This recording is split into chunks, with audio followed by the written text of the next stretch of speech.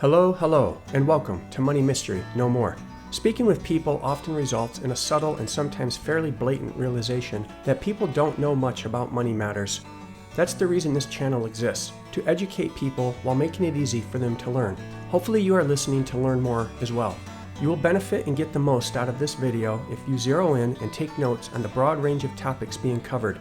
Embrace continuous learning, and remember that financial education is not forgotten by keeping it simple. It's awesome. And remember, hit that subscribe button to keep getting the latest and greatest information. Okay, let's remove the mystery. Recent surveys continue to find that nearly 75% of people say money issues are their number one cause of stress. That's a problem. So is the entitlement number. While it ebbs and flows, welfare is nearly 20% at any given time. Even worse is the ongoing truth that most people are not able to scrape together $1,000 for an emergency. No shock then that only about 15% of the country has even saved properly for retirement. These are not comforting figures, but it does offer hope for you, your friends, and family. You see, it's also shown that people who learn more about money, get financially educated, and embrace financial literacy, A, often spend more carefully, B, do have an emergency fund, C, do manage their debt and savings, and D, do have investments, including a retirement account. Isn't that great news? Step up and be different. Get in the know. Get on the path of financial literacy. Start to understand what finances are, what it takes to manage money, and how to handle various money-related topics. That simple decision from you will reap countless benefits. Besides more money, you will gain basic foundational skills related to money, which will lead you to being less stressed out over finances. Financial education involves becoming financially literate. That's a fancy way of saying you have the ability to grasp and apply various financial skills, principles, and concepts. This involves educating yourself on personal money management, investing, budgeting, the value of time and compounding on money, debt, retirement, just naming a few. Sure, it sounds like a lot. Think of it like the tortoise and hare though. Slow and steady wins the race. Key steps for you to become financially literate will ultimately lead you to learning and doing several things like creating a budget, paying your debt down to zero, tracking your spending, learning how money works, facing your financial challenges instead of running from them or ignoring them, doing some real financial planning to set goals and achieve them, realizing when a financial practice may be unethical or discriminatory. Essentially, all this can be boiled down to components that are similar in theme. We're talking about the common things surrounding most financial decisions we deal with every day, such as banking, budgeting, saving, credit, debt, and investing. Making it even more simple, you want a fair and basic understanding of four things: debt, budgeting, saving, and investing. These are the first steps along your path of financial literacy. Those four topics are commonly called the four pillars of financial literacy. For the purpose of this video, we're going to lump banking and credit into one of the other four pillars. They are important to financial education, but adding them to the four pillars actually makes sense, because banking is addressed through savings and investing, while credit is addressed through saving and debt. Plus, your credit score will become a non-issue if the four pillars are being observed anyway. Regardless, the key is getting real comfortable and real familiar with those four pillars and how to leverage them appropriately through your life. You do this by reading lots of printed material like books, pamphlets, and magazines, listening to all kinds of audio content on YouTube and podcasts, signing up for several financial newsletters, or speaking with financial pros. At its most basic function, financial literacy will certainly help you rely less on others as you learn to manage your money responsibly and make good financial decisions, deal with debt, and take control of your current and future financial choices, obligations, and goals. Most people benefit from financial literacy with greater financial independence, reduced stress, and an overall improved financial well-being due to financial stability. Hopefully it's becoming clear the best way to improve your financial literacy is through lots of related educational content. Today it's become easier than ever, including the convenience of apps. Motley Fool Money did an article in May 2024 about some of the best financial literacy apps, stating at the time these 5 ranked high on their list: World of Money, Zogo, Rooster Money, InvestMate, and FamZoo. Sharpen up on the 17 financial topics everybody should get familiar with. The first 4 were previously discussed, and we'll lump them under the 4 pillars. Then there are the other 13 topics: financial goals, credit, loans, homeownership, rent versus lease, auto, college, privacy and security, banking, taxes, income, cryptocurrency, and insurance. None of these topics are new. You've heard of them all. The key is to learn the financial basics, the ins and outs of each, so you are armed with knowledge. Watch our other video, Financial Education, More Not Forgotten, which gets into some specifics about a variety of these topics.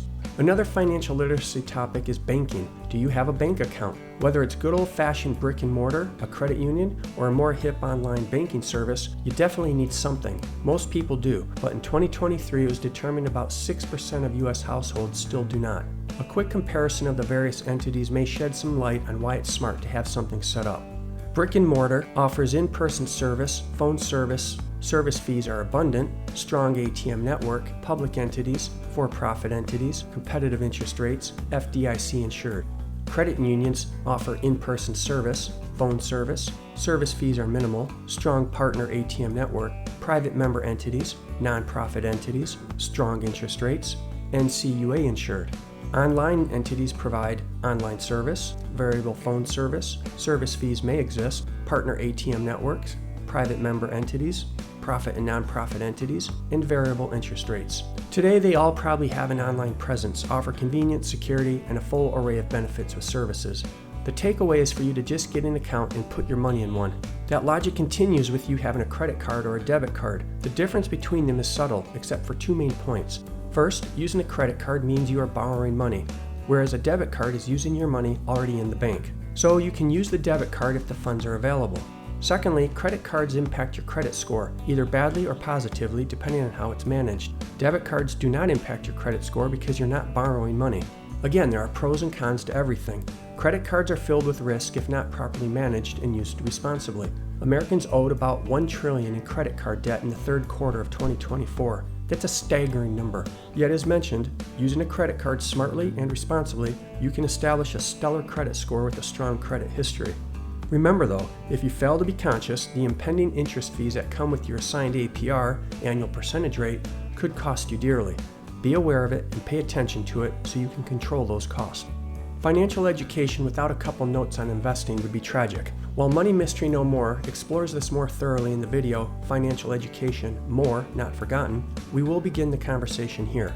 Investing requires you to buy something in the financial market through a broker. The broker will handle the transactions on your behalf, whether they are a professional person or you act as your own broker through an online platform. Any transaction, purchase or sales, will be done through the broker, even if it involves using your phone with an app. You'll just need to decide how to invest while also getting informed about the pros, cons, benefits, and risk of any investment. Perhaps you want to get some ETFs, an exchange-traded fund. These are usually tied to an underlying index, something it tends to track.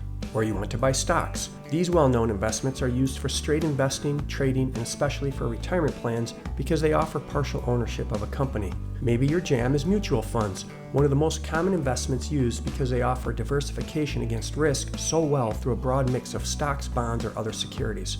And of course, safer investments often include bonds. These are safer because the bond money is used to finance projects and operations offered and being done by companies or some type of government entity. Investing is always a risk and never a 100% guarantee, but the historical proof of success with investing is trusted. Learn about investing because it's a critical key of financial education. This brief overview is just a glimpse into the topic, so remember to check out our other video, Financial Education, More, Not Forgotten. Between all of our videos, you have a ton of financial education available. It is up to each person, it is up to you to grasp that knowledge on your own. This includes using such resources as Motley Fool Money, National Financial Educators Council, Better Money Habits, Investopedia.com, Coursera, Money Mystery No More, our entire channel, and countless other avenues including financial literacy apps. Fortunately, there's a big universe of information. You just need to pursue it. Read lots of printed material, listen to all kinds of audio content, sign up for newsletters, and speak with some financial pros. Read some classics from great authors such as Rich Dad Poor Dad by Robert Kiyosaki, or The Compound Effect by Darren Hardy, or the book by Tony Robbins, Money Master, The Game, 7 Simple Steps to Financial Freedom. Keep the month of April in mind too. It's Financial Literacy Month, so take advantage of that. There will be a lot of free information floating around. Face it, the sooner you start your financial literacy path, the better. Get real comfortable and real familiar with the 4 pillars and how to leverage debt, budgeting, saving, and investing appropriately through your life. Watch our channel's videos to accelerate your financial literacy. Embrace continuous learning, and remember that financial education is not forgotten by keeping it simple. Remember, hit that subscribe button and turn on notifications so you keep getting the latest and greatest information from Money Mystery No More. I'll see you in the next video.